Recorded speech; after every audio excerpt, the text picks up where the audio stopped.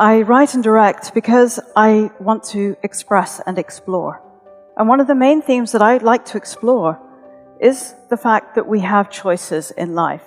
I began to see that stories are not just a window on our world and an idea of our common humanness. At their very best, stories can tell us who we could be, if we dare. If we dare to challenge taboos, if we dare to challenge the status quo, and if we dare to really think at our core about who we are. Shamim is a very sensitive director. She's extremely interested in actors. She's a good director. She knows exactly what she wants. She knows how to ask for it. Shamim is very intellectual. She's very smart. She's very quick. She's witty. She's funny. She's bright. And when I read her script, I realized there's a lot of music. She's very musical. Shamim has been so open to everything, and she's been very supportive. She would always serve the character, and she was always very open to us as actors for suggestions. And I also think it's a great story. Her adaptation of it is terrific.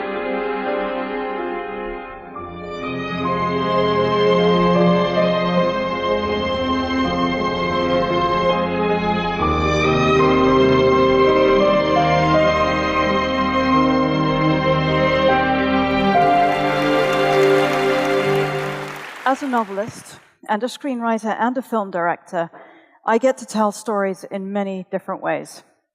Stories can be a window into our past, and they can also be a window into our future. Stories can also tell us a lot about the present, and I think that they can also speak to us about our personal evolution. I was born in England. My parents and grandparents are born in South Africa, but I'm of Indian heritage. And that Indian heritage played quite a large part in my household growing up. The expectation for me was that I would go to university and ideally become a doctor or a lawyer or a dentist, or failing that I would at least marry one. I was on a very well-meaning and very well-intentioned path until I stepped firmly off that path. In fact, I did get married. But where my family was South African and Indian, my partner's family were Palestinian. Where my family was Muslim, my partner's family was Catholic. So it felt to the people around us that actually we had very little in common. In fact, we had one major thing in common. We were both women, but that didn't seem to help anybody very much. I had disrupted the expectations that everybody had placed on me. But with that disruption came choice and an opportunity to evolve. I think that we all have such an opportunity in our lives, perhaps more than we realize. It's what makes life so exciting, but it can also make life quite terrifying.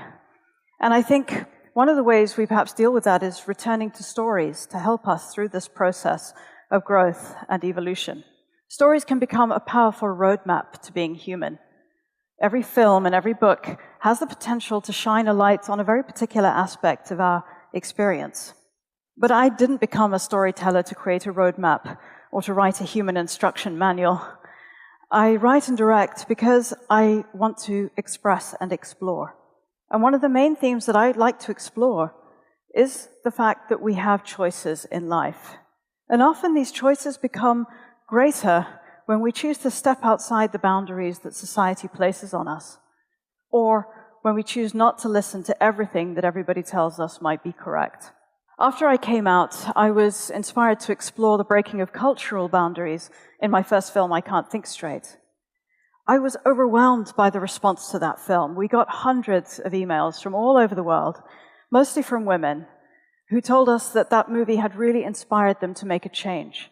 And in many cases, some of these women made quite drastic changes in their lives. Stories can do that. I began to see that stories are not just a window on our world and an idea of our common humanness. At their very best, stories can tell us who we could be, if we dare. If we dare to challenge taboos, if we dare to challenge the status quo, and if we dare to really think at our core about who we are. Stories help us to identify the heroic journey. And by a heroic journey, I mean the journey that we all know, which is that really internally we can all be almost anything that we want to be. Somehow, it's easier for us to think about the heroic journey in terms of stories rather than in our everyday lives. Stories happen in a compact, finite amount of space, and within that space, we expect conflict, and we expect contrast, and characters that challenge us, and sometimes characters who are heroic. Now, we all like to think of our heroes as being kind of superhuman, people who do extraordinary things in quite extraordinary circumstances. But I like to think that our personal lives are no less heroic every day when we choose to be true to ourselves and our passions, when we choose to remember that all of us make many different choices every day, small choices that can build our characters and as a result start to define our destinies. I had another such choice after I'd written my very first screenplay. It was a very delicate story of unrequited love, and it was picked up quite quickly by a major Hollywood company. I got a call from Los Angeles to say that they had $15 million to make this film, but that I needed to add 2 love scenes and a nude scene. It was literally that specific. So I explained to them about the story, that it was about unrequited love, but they were adamant. Now, to most people that I spoke to, there wasn't much of a choice here. As a writer in film, you are expected to acquiesce to the requirements of a studio or of a financier. But it was my wife, Hanan, who told me, "Why is it that you're writing? Are you writing because you want to make a movie at any cost? Or are you writing because you have a story that you particularly want to tell?" And so that opened up a choice in my mind. And the obvious choice was that we don't have to make movies in Hollywood, we can make them outside Hollywood. Well, that sounded great, but it really wasn't a viable alternative. Neither of us knew anything about the film industry. Neither of us had ever visited a film set, let alone directed or produced anything. We explored, and the more we explored, we found that actually the majority of people who try to make films never get their first film made. And of the people who make their first films, the vast majority never actually make their second films. It felt like an uphill task to learn the ropes in an industry where we didn't know anybody and where nobody knew us. On top of that, my passion was to write stories with strong lead female characters. And everybody that we met in the industry told us that strong lead female characters do not sell movies. We were also an all-female writer, director, producer team in an industry where even today, fewer than 7% of directors are women. On top of that, we were bringing up a small family. We had 2 small children at that point in London, and we had to find a way to live. So, what did we do? There were a million reasons not to start down this path, and only one reason to start down this path. And that reason was to make the stories that we were passionate about. And in a strange way, the stories began to evolve as we began to evolve. After I Can't Think Straight, we made The World Unseen. And this was inspired by my grandmother's stories of growing up in South Africa amongst the Indian community. But it became secondary in my mind to the story of a woman's awakening to her own independence. And with Despite the Falling Snow, I left behind my cultural background entirely to look at love and betrayal through the eyes of a female spy in Cold War Moscow. So was it worthwhile? Every time we start a movie, it's like climbing a mountain from the base and never knowing if you're actually going to make it to the top. Well, of course, at this point, I will tell you, yes, it's worthwhile. And we've been so fortunate to attract to us some amazing acting talent and creative talents of all kinds who helped to be inspired by our movies as well. It's so much easier when we're faced with difficult challenges to tell ourselves the story of why we shouldn't take the risk, because we might fail or because there's no alternative. But in fact, when we think about the stories that we remember the most, the books and the films that we remember the most, don't they all at their core tell us that there are choices even when we can't see them at a certain time? We are all of us told stories from the time we're very young.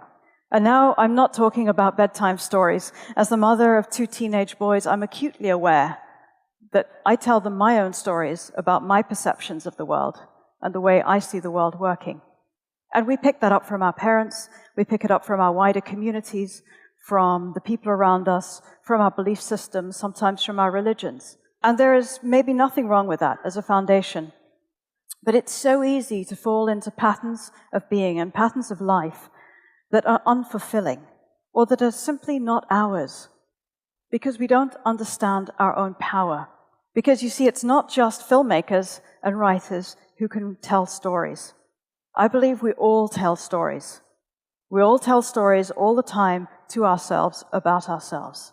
And I think that the stories that we tell ourselves can make the difference between just getting through our lives every day or standing back and creating a life where we can really be, do, or have almost anything that we want.